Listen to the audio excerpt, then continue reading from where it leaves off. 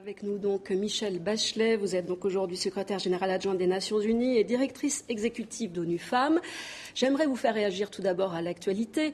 Vous vous battez pour plus de femmes en politique. En France, nous avons un nouveau gouvernement depuis une semaine avec un gouvernement paritaire. C'est le premier gouvernement paritaire en Europe. Vous, en tant que présidente du Chili, quand vous l'avez été, vous avez eu un gouvernement paritaire. Quelle est votre réaction aujourd'hui ? Eh bien, je pense que ça a été une décision très importante, une action très importante aussi, parce qu'elle reflète la diversité de la société française. Ce gouvernement inclut des femmes partout dans le monde, et en France, il y a des femmes et des hommes très compétents, mais en général, les femmes sont invisibles. Et comme quand les femmes occupent des niveaux hauts du gouvernement, ça donne de la visibilité aux femmes. Et dans mon expérience personnelle, les ministres ont un rôle extraordinaire à jouer. Donc, félicitations au président Hollande pour cette décision. J'ai une autre question. Est-ce que, finalement, quand les femmes sont au pouvoir, est-ce qu'elles changent vraiment les choses pour les femmes ? C'est un petit peu... je me fais l'avocate du diable, hein. Pas toutes les femmes sont sensibles à la thématique de la femme. J'ai rencontré des femmes en politique qui croient qu'il faut travailler pour que les femmes aient plus d'opportunités, et il y en a d'autres qui ne pensent pas cela.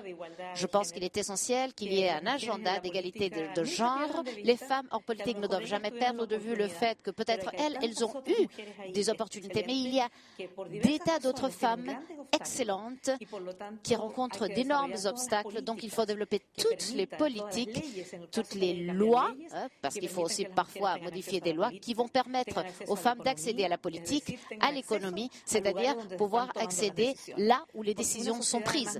Parce qu'une société est plus démocratique et plus durable quand les hommes et les femmes sont plus représentés. La situation en France politique, mais vous avez des liens particuliers avec la France parce que j'ai cru voir que votre arrière-grand-père était français. Effectivement, ma famille venait de la Bourgogne, de Chassagne-Montrachet. Il y a beaucoup de chemin à faire encore en termes de droits des femmes, vous êtes d'accord avec moi. Qu'est-ce qui vous paraît le plus important aujourd'hui, cette présence en politique, mais aussi d'ordre économique? Je crois que vous vous battez beaucoup pour cela aussi au sein de l'ONU Femmes. Nous avons tout d'abord un mandat universel parce qu'il est vrai que dans les pays développés, les femmes sont dans des meilleures conditions qu'ailleurs, mais il y a toujours des défis considérables. Par exemple, il y a une faible représentation politique dans les parlements, comparativement bien sûr, pour le développement de la société. Les femmes il y a une disparité salariale entre les hommes et les femmes, même si elles remplissent le même travail, la même fonction, et aussi il y a la violence contre les femmes. Dans les pays développés, il y a d'autres sujets qu'il faut aussi aborder. Et par ailleurs, dans le monde en développement, les femmes sont bien loin d'avoir atteint tous leurs droits. C'est pour ça que ma priorité est celle d'assurer qu'il y ait plus de femmes là où on prend les décisions, au niveau politique, au niveau économique, mais aussi comment continuer à lutter contre la violence faite contre les femmes. Il y a aussi un sujet très important qui est d'assurer que dans les pays en conflit et post-conflit et dans les pays en transition démocratique, eh bien, les femmes fassent partie de la transformation de la société. Et ça sur la base des droits humains et d'égalité de genre pour que les hommes et les femmes puissent se développer correctement. Et nous avons plusieurs lignes. Il y a par ailleurs d'autres domaines, parce que bien sûr, nous ne séparons pas les femmes entre corps, âme, etc. Non, nous savons que le plaidoyer pour la santé, pour l'éducation, les droits des travailleurs, etc., c'est extrêmement important. C'est-à-dire que l'agenda des droits des femmes est très complète. Le parcours des femmes au cours des révolutions arabes, je crois que ça vous tient à cœur parce que vous êtes rendu dans ces régions plusieurs fois, vous avez pu les rencontrer et donc en tant que directrice d'ONU Femmes, vous avez aussi un projet pour venir en aide, pour les soutenir. Je crois qu'il y a une somme qui va être allouée à ce projet, 4,8 millions de dollars. Effectivement, nous sommes conscients que les femmes ont été très importantes pour le processus de changement dans les pays en transition démocratique. Nous les avons vus là, dans la rue, pour protester, pour réclamer des droits pour tous. Mais Une fois que les processus de transformation et de transition démocratique ont été lancés, les femmes n'ont pas pu avoir la reconnaissance qu'elles méritent, parce que ça a été surtout un changement pour des conditions économiques et les libertés, et pas un changement culturel. Donc, il faut continuer à soutenir les femmes. Nous avons alloué des ressources à 15 projets dans différents pays du monde arabe pour continuer à soutenir la lutte des femmes, et nous sommes sûrs que c'est comme ça que les femmes pourront continuer à avancer. Vous êtes en France pour aussi signer un accord avec l'Organisation internationale de la francophonie. Expliquez-nous en quoi consiste cet accord. Eh bien, nous allons signer un accord avec la francophonie pour justement pouvoir avancer au niveau des droits politiques, des droits économiques, des droits contre la violence pour les femmes des pays francophones. Nous allons aussi continuer à travailler avec l'OCDE pour que les pays de l'OCDE puissent avancer dans cette même direction. Et nous avons beaucoup de choses que nous voulons faire pour assurer que les femmes jouissent des droits dont elles méritent. Une réaction par rapport à ce qui se passe en Syrie. Cela fait plus d'un an maintenant que s'y déroule une terrible répression. Beaucoup de réfugiés. Parmi ces réfugiés, évidemment, des femmes et des enfants et qui se retrouvent en situation précaire et dangereuse. Quelle est votre réaction par rapport à l'ONU, à ce blocage à l'ONU sur la Syrie? Une douleur profonde pour tout ce qui s'est passé en Syrie. Et cette difficulté de la communauté internationale de soutenir de façon plus décisive pour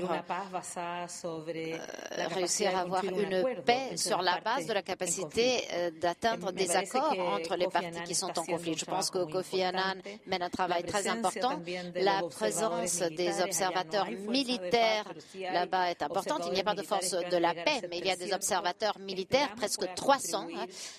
J'espère que ceci pourra contribuer à la réduction de la répression contre les gens, mais la capacité de faire venir les parties pour s'asseoir et penser à l'avenir de la Syrie et la possibilité d'atteindre un accord politique qui permettra d'en finir d'une fois pour toutes avec cette violence qui est faite contre les citoyens syriens, hommes, femmes et enfants. Alors, vous êtes évidemment sans doute au courant, il y a eu une sorte d'appel des femmes à l'ONU à l'adresse de l'épouse de Bachar al-Assad pour lui demander de réagir. Est-ce que vous en étiez de cet appel?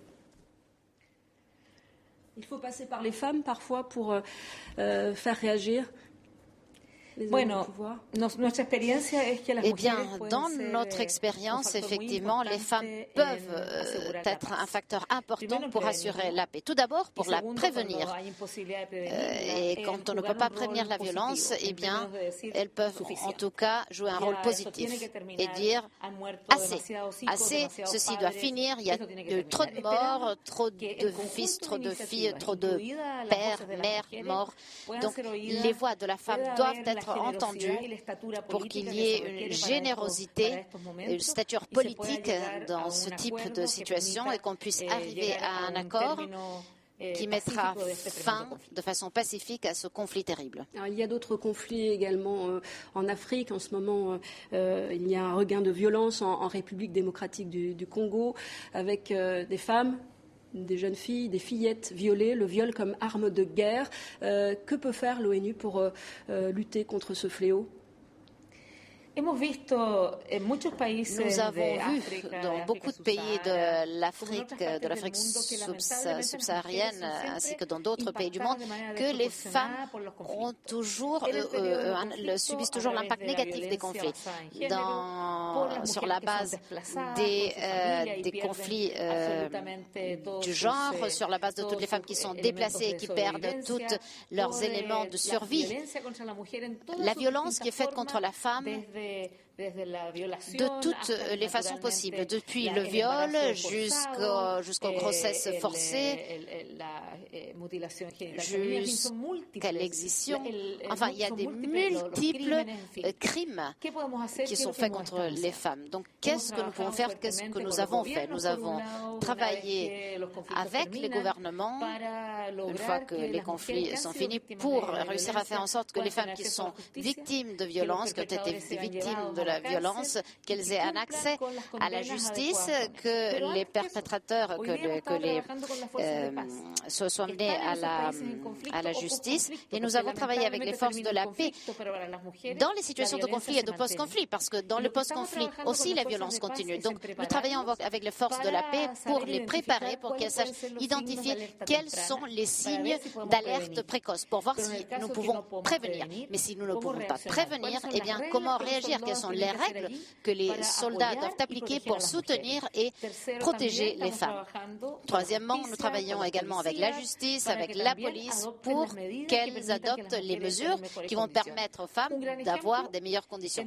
Par exemple, dans tous ces pays en transition post-conflit, les systèmes de santé et de police sont transformés. Quand on veut des forces de paix avec beaucoup de femmes, ça c'est bon pour les femmes, parce que les femmes osent dénoncer ce qui leur est arrivé. Et il y a un recrutement des femmes au sein des forces de sécurité dans leur propre pays, ce qui est très bon aussi pour la démocratie et pour la durabilité de la paix.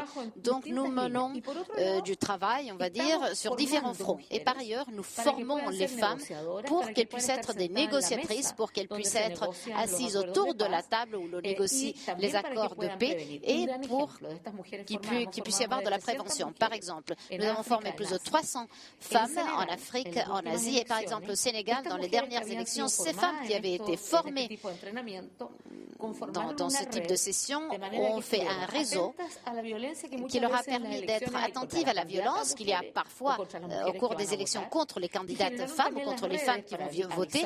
Et aussi, elles ont créé des réseaux pour avertir la justice, la police et les commissions électorales des irrégularités qu'il y avait. Et ces mêmes femmes, ailleurs, au Mali et au Sierra Leone, sont en train de s'organiser pour les prochaines élections. Et au Mali, il y a des dialogues pour la paix où les femmes ont agi également.